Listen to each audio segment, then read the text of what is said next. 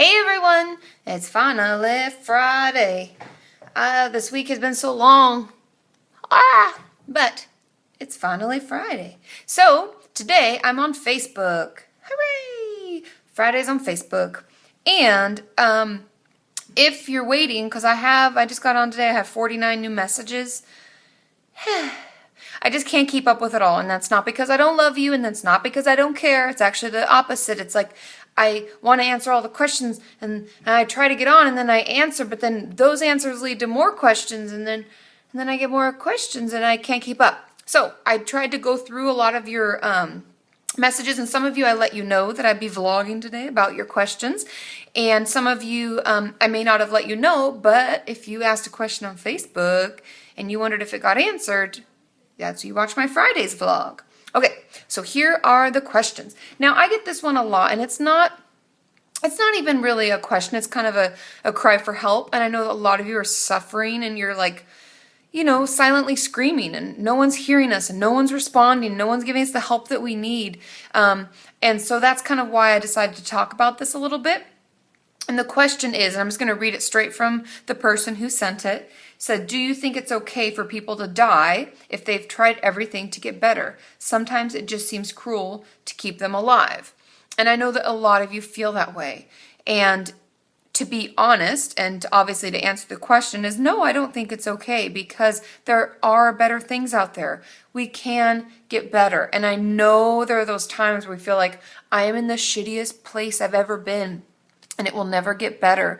But trust me, I have seen it happen time and time again. If we can get the right support and we can get the right team together, we can so kick that thing's ass, okay? So please fight. Please know that sometimes it does get worse before it gets better. I have a video about that I did a long time ago about why it feels bad before it feels better, because we're finally confronting those demons, and we're finally talking about those hard things and processing it. So give yourself some time. I know it sucks. I know it's hard, but you're worth the fight.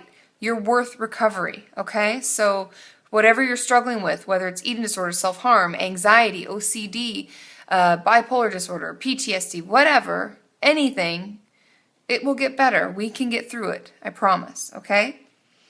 Now the second question, and I get this one a lot, and that's kind of why I've said this a zillion times before, that's why I answer these questions, because I pick them because they're popular, and it can, a lot of times one question answered can actually answer like 20 other people's questions. So this question is how or what to do when a sister, and this doesn't have to be a sister, you can insert whatever person, is suffering so much, but she's over 18, and how can I get her into treatment? Now I'm going to answer this at the same time while I answer someone's question was like, how do I help a friend who I think is really hurting? Because when someone's over 18, we can't legally force them into treatment. And for many of you who've been forced into treatment, you know that that's usually not good anyways. And the best thing that we can do is talk to them. And you could even do an intervention. I know some of you have had interventions, and those can be terrible, but get your therapist involved, because as a therapist, I've been involved in some, and having me there and be like I'm on their side, I'm on my client's side, I can kind of speak up for them, be like, whoa, let's get this plan together, let's talk about this a little more, let's not just throw her into this treatment thing, so I would talk more, I would listen even more than you talk, and I would just let them know that you're there, that you're worried, and I would urge them. I would say, I'll take you to the doctor. Would you please get a checkup? Because that's usually the first step that I have for my clients is, can you please get a checkup? I want to make sure your heart's okay. I want to make sure your potassium level's okay. There are things that we can do, but unfortunately we can't force them into treatment. And if you drove them to a treatment place and dropped them off and tried to get them in, they'd say, they have to come willingly. So, and also I want your relationship to grow and to be better through the recovery process. I don't want it to get hurt. So I wouldn't, I wouldn't force them, and I wouldn't make them feel like they're being forced. I would just try to talk to them and be open and be as understanding as you can. Okay. And I know it feels like you're not doing enough by doing that, and it feels like they're hurting themselves, and I want to help, but I promise you that that's the best thing to do. Okay. Now, this is actually an interesting question. I haven't received this question before, and this was my opinion on art therapy, because I have a client. Sorry, I always say that because that's usually what I'm talking about. But I have a follower on Facebook who was looking into this, and she was curious what I think. And I personally love art therapy. I know that my take on it is not as intense and is not as knowledgeable as someone who actually specializes in it, because I actually looked into getting my master's in music and art therapy, but it can be really hard to find a job. So I'm just throwing that out there because that's actually why I didn't end up pursuing that. But I find it really helpful, and I actually integrate some of the tools of art therapy into my own practice, and I'll have a lot of my clients collage or do some art while thinking or while reenacting something that we're working on, and they'll bring it in, and it'll often tell me 1,000,000 times more than their words could. So I think it's really beneficial, and I don't know of any treatment centers in California, or that I've actually, I guess any treatment centers had any clients referred from who don't integrate some form of art therapy. So if you want to work in the eating disorder world and in treatment centers, you can definitely get a job there, and that would definitely be a good niche for you. So I hope that answers your question. Now the next question, I get this a lot in all different versions, and I'm looking over here obviously because my computer is over here, is how do I eat in front of people when I can't get out of the situation? Like potentially an award banquet, congratulations to you. Or like an ice cream social, or, oh my gosh, my girlfriends are going out to celebrate, and it, might be a birthday dinner, it might be your birthday dinner. How do we get through it? Check out my video on coping with the holidays. I know you're like, Katie, this isn't a holiday, this is a freaking banquet, or this is an ice cream social, but I promise you those tools are helpful. So check it out. And if I could link it, because I don't edit these, this is live, this is happening. But if I did, I would put it in like somewhere, check this out. I'm like doing the disco now. But anyway, check out my Coping with the Holidays video. For any of you who are worried, because I know it's end of the year, end of the school year, and there are a lot of things going on, a lot of events, and we're graduating, and blah, blah, blah, blah. Check out my Coping with the Holidays.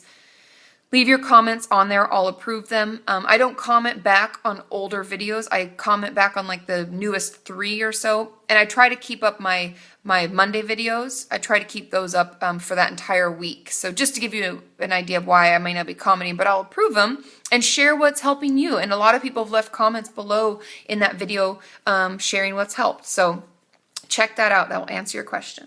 Okay. This is also a good question. And I have clients... Well, I have potential clients who never showed up for appointments because they struggle and they avoid appointments. How do I get over avoiding appointments? To be honest, the best way is to make it so you can't get out of it. Have someone take you to the appointment. Have someone know, even better, right? Have someone know that you want to avoid the appointments, but you need to go, take you to the appointment.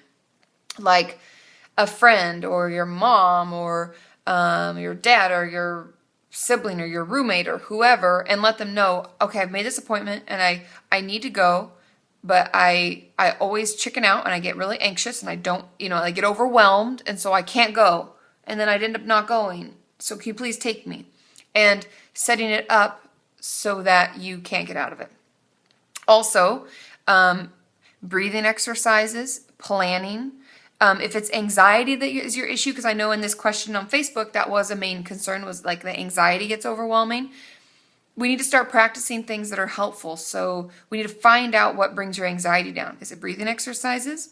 Is it journaling about it and like venting, talking to a friend, going for a walk, listening to calming music? Can we set up a scenario where we feel more relaxed? Is there any way we can do a dry run and go there? Even though we don't have an appointment, we can sit outside and be like, yeah, I could go in there. I could have my appointment, and calm yourself back down.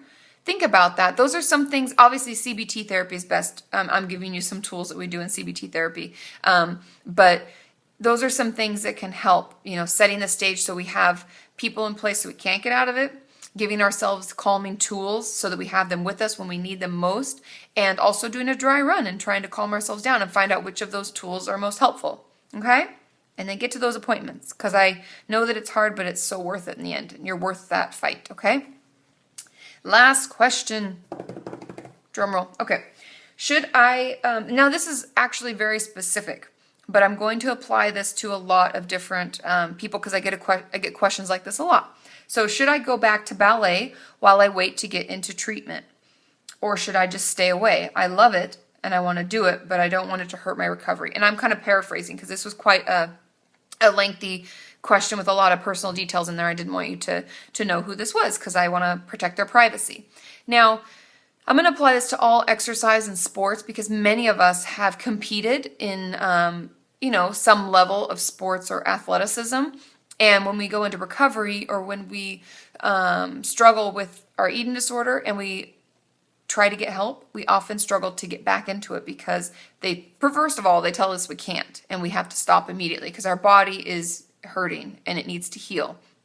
Now, my advice, I guess, is talk to your doctor. Call your doctor and see what they say. If they say it's okay for you to get back into it, first ask how many hours and how often and what, because many of you practice hours, like 2-3 hours a night, 5 days a week. And that is a lot. Like, I don't work out that much at all. I would faint. I couldn't handle it. And so you need to know what's okay for your body. So I would ask specifics from your physician.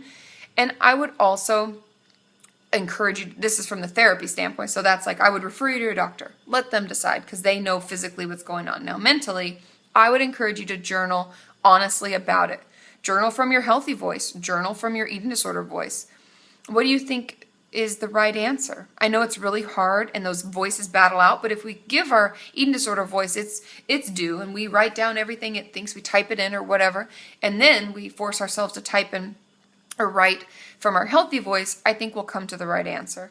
For most of my clients, I discourage exercise until they've been in recovery for quite a while because if exercise was a part of our recovery, or a part of our eating disorder, if exercise was part of our eating disorder originally, then I worry about it being an enormous trigger. And with ballet, for this specific question, with the mirrors everywhere, that can be really hard. And if we've taken a lot of time off, we might not be as good as we used to, or as flexible, or as fast, or whatever. Then that can also be triggering. So just be careful about that and take some time to make the best decision for you. So that's my answer to that one. And now that is all my questions for today. So I hope you all have a lovely weekend. I don't even know what I'm doing this weekend. I'm hoping to go see my girlfriend Veronica because her birthday was on Tuesday. And so I'm hoping to go down and see her. And I'm just going to try to cut loose. Have a good time. The wedding plans are coming great. Many people have asked questions about that. And maybe I'll vlog about that tomorrow if I'm on the road. On the road again. So, but I will vlog a little bit about that. But it's going great. We're doing the seating arrangements. So who sits next to who and who knows who and all the details. Oh my goodness. There are so many details. For any of you getting married, just elope. Just elope. It's so much easier. But it's going to be a lot of fun. I'm getting really excited. And my bachelorette party is coming up. And I'm excited about that. No shenanigans. We're not going to Vegas or anything. I'm not that kind of girl. I like relaxation. I need to get in the zen. So I'm just going to want to lay by the pool and drink a pina colada. Okay, everybody. Have a great weekend. I'll be thinking of all of you and sending you my well wishes. Bye.